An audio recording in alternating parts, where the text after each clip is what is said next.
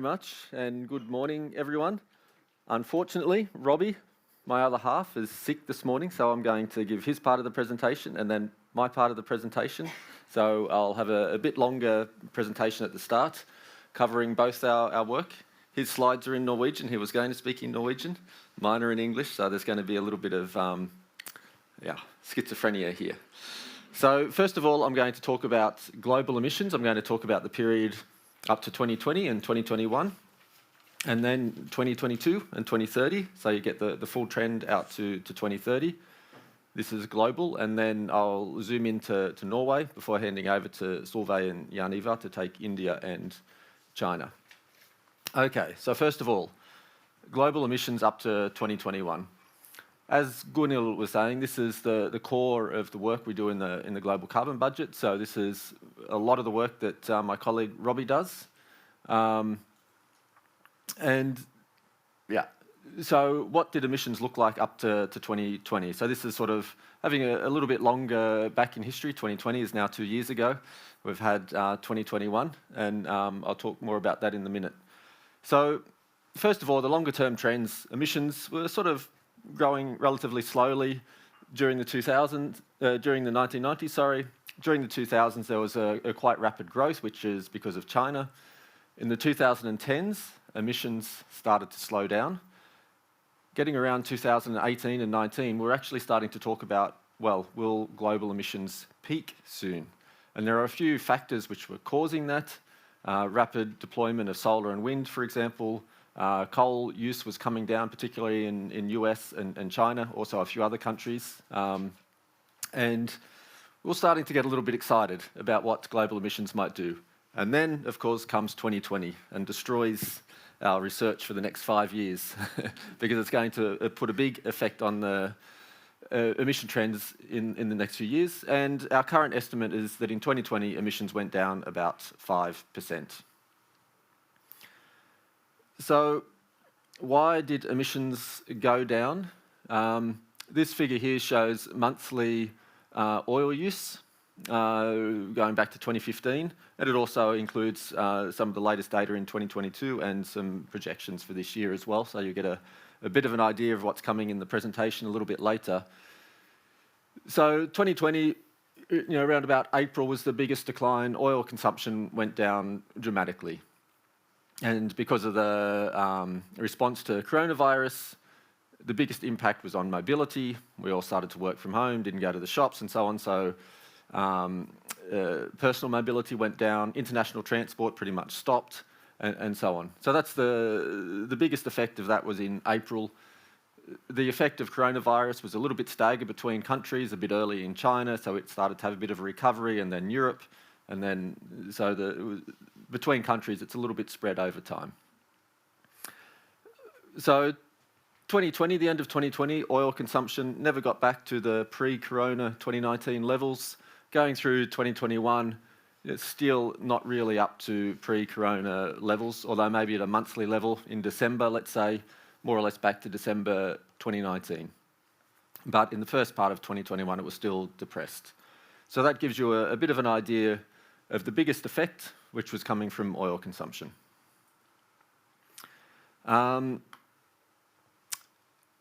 Right, so that's showing, this figure is showing global emissions, but separated into coal, oil, and gas. So you'll see in the black line in oil, that's where the biggest drop was. There was also a pretty decent drop in coal, coming from many countries. Gas, a much smaller drop. I'll come back to these when I talk a little bit more about 2021 and 2022. So if you add on the 2021 estimates, you'll see there's a recovery in most of the fuel types, most of the fossil fuels, coal, oil, gas, except for oil. So coal has come back above pre-corona levels. Some estimates have coal use now peaking again, so a new peak, although this is emissions data, so the emissions are a little bit different, so we wouldn't say that coal has reached a new emissions peak yet. Oil, you can see the recovery is only, let's say, about halfway. So you would expect in 2022, there's a little bit more oil consumption growth to come, as, for example, international aviation might pick up and so on. Gas and cement, they're both basically back onto trend. So if you draw a straight line through those two, going back in the last decade, then the red dot more or less sits on the trend line. So gas, back to trend. So looking at this, if you sum these together and look at the global picture, so this was the figure I showed at the start. If you tack on the growth in coal, oil and gas, what does it look like? And this is our latest estimate from a week or two ago. 2021 emissions are now back above 2019 levels in our latest estimate. So essentially, global CO2 emissions are back to a new peak. Thinking back during 2020 and the sort of work we were doing then, estimating emissions and what our thoughts were, what was going to happen in 2021, we certainly didn't think emissions would fully rebound in 2021. We expected some level of rebound, but that rebound to potentially be spread over a few years. So I think it's fair to say that the 2021 growth in emissions is stronger than we had anticipated. I'll come back and talk a little bit more about different estimates. So this is a 5.5% growth. So in the pandemic, it was about 5.4. There are a few different estimates around, but I'll talk about that in a couple of minutes. In terms of countries, I won't dig too deep into the details here. You'll hear more about this from Jan-Ivar and Solveig. China, in the orange here, emissions actually grew in 2020 and 2021, so China sort of bucked the global trend. I would like to think, or maybe hope, that China has overstepped a little bit and maybe over-invested in construction and so on, and things will come back down in the next couple of years, but we'll see. But if you look at China, going back to 2015 or something and continue that trend forward to the 2021, China has grown quite strongly in the last 5 years, despite Corona.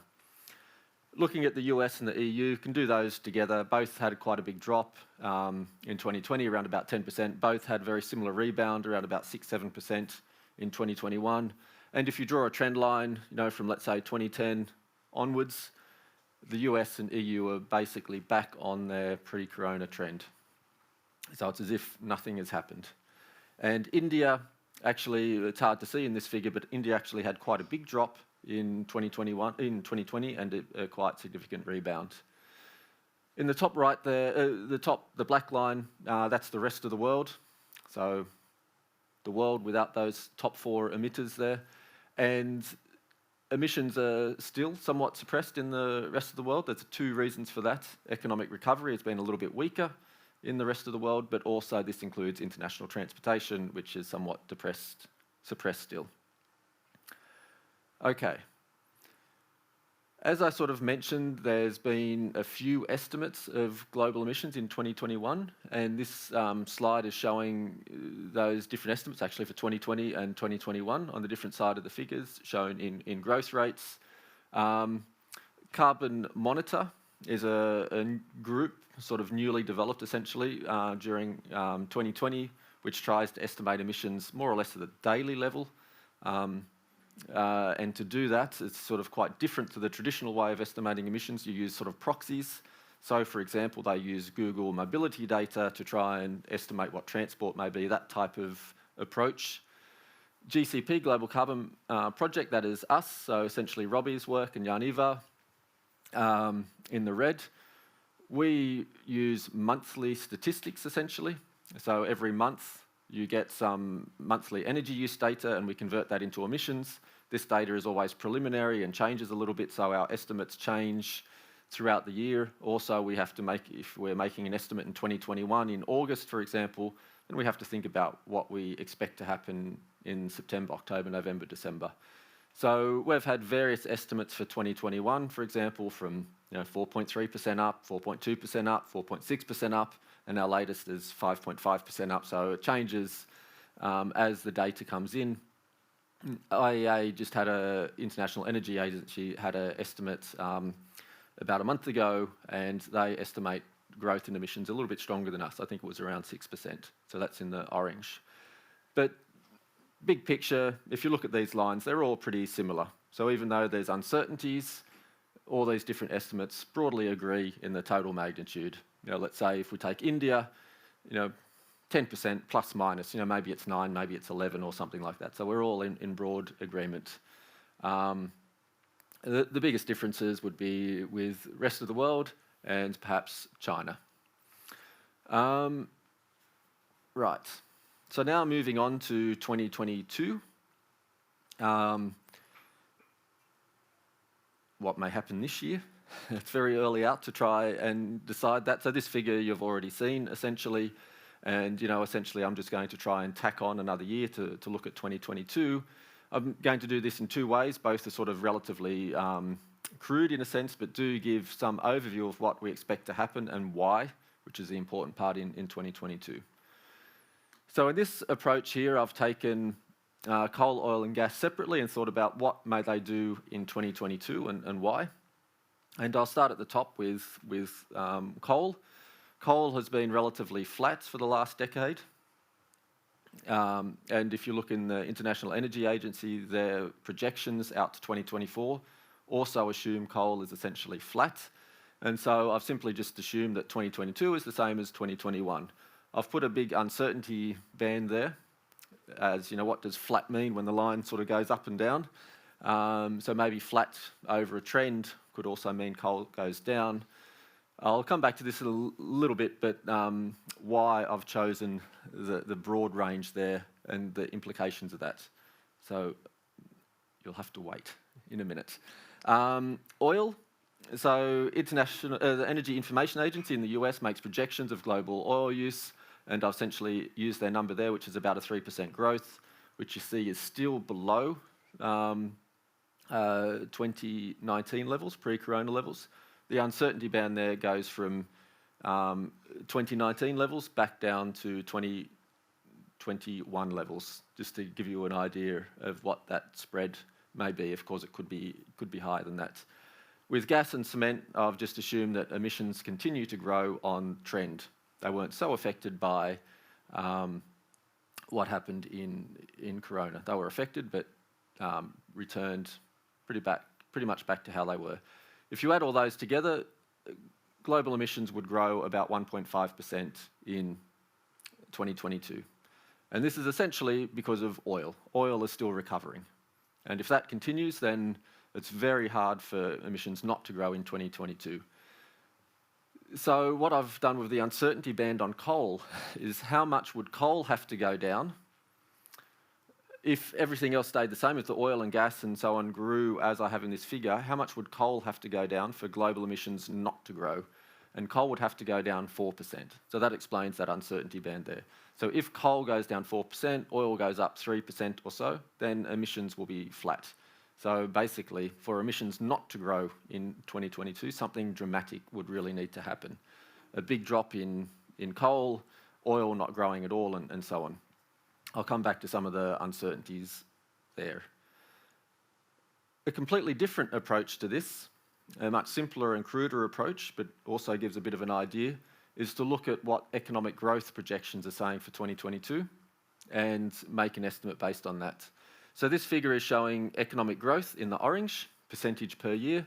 So, let's say in 2022, the economy is 2021. I've just noticed there's a mistake on this figure, that's 2020.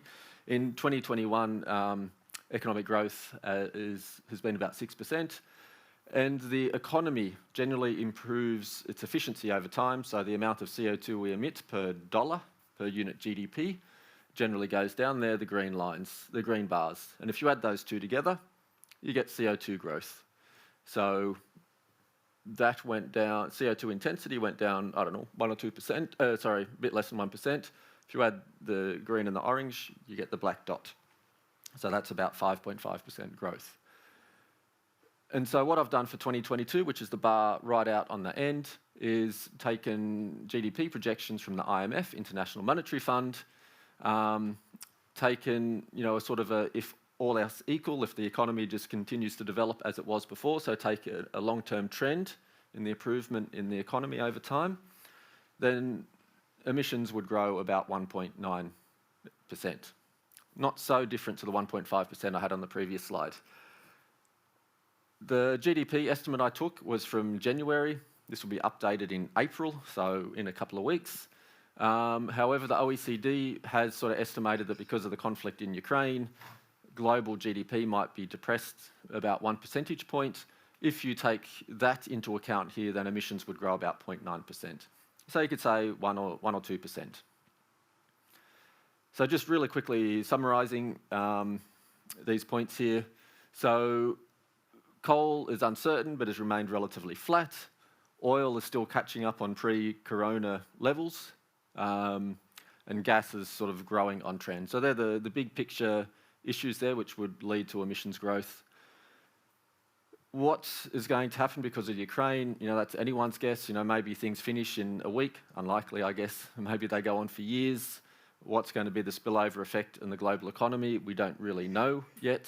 And we may have some other offsetting factors, such as, if Europe tries to get away from gas, that maybe it increases coal and such. So there's going to be these really opposing factors that will happen throughout the year, which will make it really hard to figure out what's going on in Ukraine. In a sense, it's much easier with Corona because we just knew everything was going down.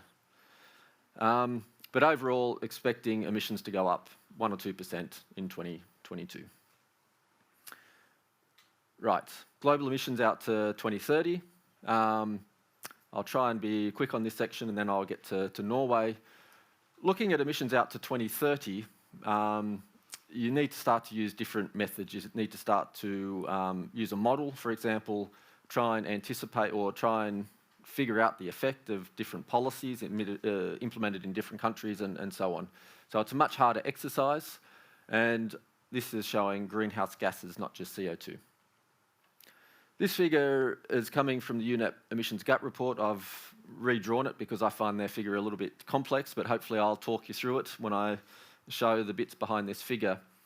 But this is showing greenhouse gas emissions generally in 2030, although this is a 2015 data point, and it's a modelled data point. If someone has a question, I can explain why.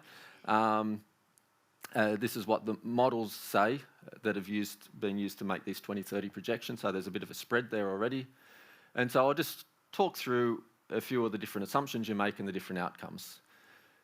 So if you assume the policies that were implemented in 2010, or that we thought would, and what their effect would be in 2030, the expectation was that emissions would grow quite some. I guess that's more than 10%. If you take the current policies that we have implemented today, we expect emissions basically to be about the same as 2015 levels. So more or less flat. So this, in a sense, is good news. So emissions aren't, going through the roof. They've levelled out. So in the last 10 years, policies have been implemented, which are having an effect. There's also been technological developments such as solar going down and so on, which has an effect here too. These two little dots or bars here are the pledges that countries make. So, for example, Europe pledging to reduce emissions 55%. May not be implemented in current policies, so you get a gap between current policies and the pledges. And some countries also make their pledge conditional on others. So if the US does this, then we'll do even more type language. And so you get two estimates here. And emissions will be lower than with the current policies, but broadly speaking, current policies and these pledges out to 2030, more or less the same as 2015 levels. And if we look where we want to go, this is for 2030, I should say, if we want 2 degrees, 1.8 degrees, or 1.5 degrees, this is where we would sort of, in a sense, need emissions to be out to 2030. So there remains this very big emissions gap where policy's taking us and where we're going. Or where I should say, where we want to go. Ultimately, we want to get to zero. So this figure is just showing 2030. So that gives you a bit of an idea of where we expect emissions to go into 2030, relatively flat, give or take. What does this mean for temperature outcomes? Particularly last year during the Glasgow conference, the conference of the parties, you may have heard a lot of estimates that, current policies take us to 1.6 degrees, and if you implement the net zero pledges that countries have pledged, then maybe we get down to 1.8 degrees and so on. which, yeah, there's a lot more uncertainty. So these are 3 independent estimates, which are almost the same. There's a lot of overlap between these estimates. You'll see written down here, there's quite a big uncertainty. I'm going to come to that in the next slide. And to get these outcomes here, like 1.8 degrees, you're assuming that countries, for example, China, India, EU, implement policies and follow up on and ensure their emissions get to net zero in 2050 or whatever year it is. So there's a lot of assumptions baked in for this to happen. This is sort of more or less what we expect, around about 2.5 degrees in 2100, based on current policies. Rather coincidentally, we had a study on this looking at the uncertainty, and I'll just sort of quickly say a few things about this. So in this study, we tried to harmonise all model assumptions, and one important point I want to make here, even when you try and get modelling groups to harmonise their assumptions, there's still a very big spread. So that's one important thing. So these models here use the same assumptions to 2030 in terms of policies, and then from 2030 onwards to 2050, and for some models through to 2100, they tried to model with the same assumptions, essentially, how emissions may develop. And you get very different answers depending on the model that you use. So one model here has very low emissions, other models have very high emissions, even though they've made quite consistent assumptions on how to project forward. So the type of model you use is very important for these projections. And in that study, we said temperatures in 2100 could be around 2.2, 2.9 degrees, which sounds quite a small range, but it's actually very big if you look at the amount of carbon. Like that's the spread here in terms of carbon dioxide emissions, and that's what it translates to in terms of temperatures. You see, this was going to be my last slide, but now I have Norway to come, so it doesn't work as well. But just this sort of summarises the previous emissions out to 2030. This goes out to 2050. We're not following these high-end emission pathways. You know, this, for those of you that have heard it, the RCP 8.5. Emissions are expected to go relatively flat out to 2030 and 2050 also. These are the pledges that have been announced. So, you know, I've promised to go to net zero, but I'm not implementing any policies. If you implement the policies, this is where you may end up, and this is where we want to go. So that's the big picture of emissions moving forward. Norway. I'm just checking on my time here, going a little bit slower than I should be. So this is mainly the work of, this is actually all the work of Robbie, and I've never presented these slides before, so hopefully this will work. So zooming into Norway. So this is Norway's emissions from 1990 up to 2020. We'll talk through some of this and then go on to 2021. The bulk of the emissions are coming from CO2 emissions. There has been some reductions in particularly these, these weird little fluorinated gases, HFCs, PFCs, and so on. This is coming from industrial sectors and so on. But CO2 has grown quite substantially, the reddish part, over the last 3 decades. Splitting it down by sector, oil and gas production, so emissions from the production of oil and gas, offshore sector essentially, is the biggest source of emissions, and it's grown quite rapidly from 1990 up to where it is to now.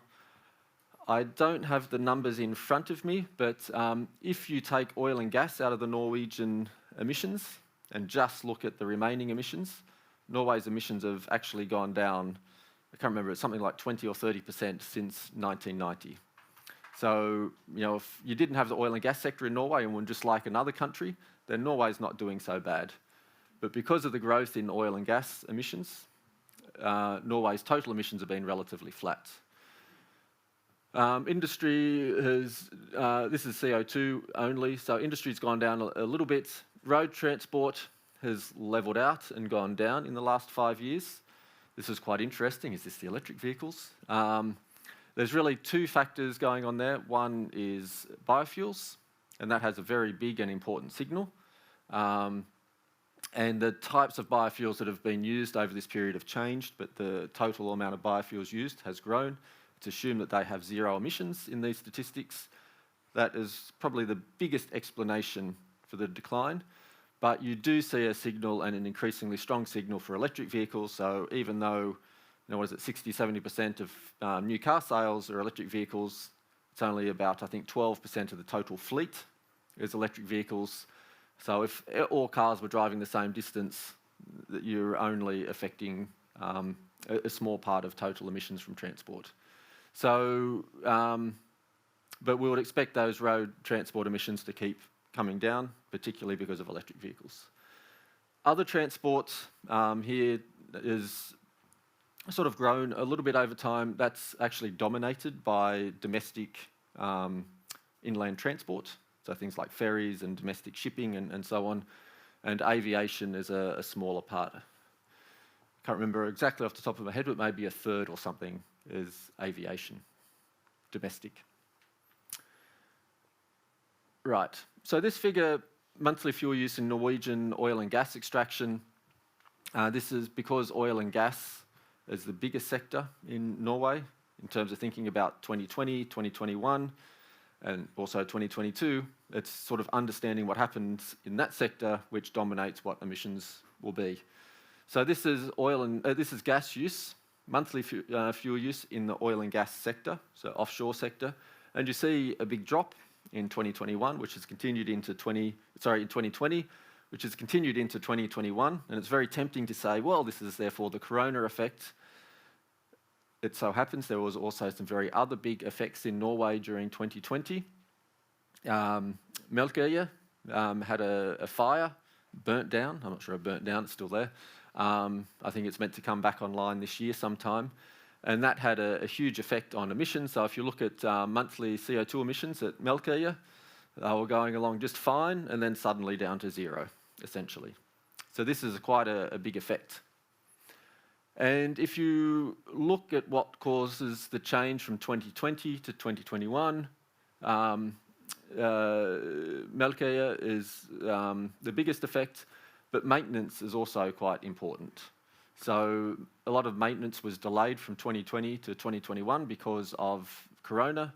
So 2021 emissions are depressed, particularly because of maintenance type issues. And hopefully I've explained faithfully to what Robbie would have liked. Aviation. So through 2020, as with the global picture, jet fuel had a major drop. Basically, all transport stopped. There was a few freight and so on. This is domestic passengers though. But you'll see a recovery in 2021 is only partial. So it's not gone back to pre-corona level. So instead of going to Tromsø for our meetings, we're doing our meetings on Zoom, essentially, or instead of flying up to Nordkapp, we're driving. Guilty as charged. And so this is looking at the fuel use. You'll see at the bottom here is jet fuel has really dropped down and it's remained relatively low, even though there's a small recovery in 2021. With road diesel and petrol, so basically land transport, road transport, there's not a really big 2020, 21 effect. Like when you look at the global picture I showed you, said, well, there's a big 2020 effect. That effect has not been so strong in Norway. And it's also on top of a declining trend. So these green arrows down are a declining trend. And so essentially the trend was just a little bit faster in 2020, not dramatically, and therefore the recovery in 2021 is very, very minor. So Norway is a little bit different to the global picture there. And so taking the figure of Norwegian emissions up to 2020, and this is Robbie's estimate for 2021, we're expecting emissions to go down about 1.5%. The biggest drop is in oil and gas, and road transport slightly up and so on. So SSB, Statistics Norway, will come out with the latest estimates, I think in June. They'll have some preliminary estimates and then we'll be able to see how accurate Robbie was. So that's it. Thank you.